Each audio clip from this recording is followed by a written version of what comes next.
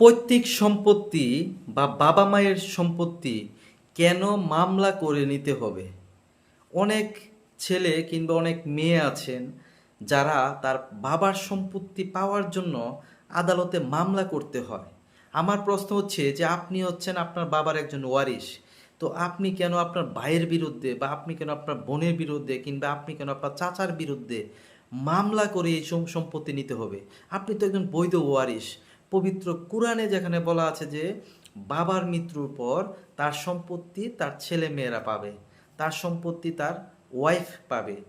তাহলে কেন আপনাকে আপনার চাচার বিরুদ্ধে মামলা করতে হবে? কেন আপনি আপনার ভাইয়ের বিরুদ্ধে মামলা করে আপনাকে আপনার পৈতৃক সম্পত্তি আপনার উদ্ধার করতে হবে? কেন?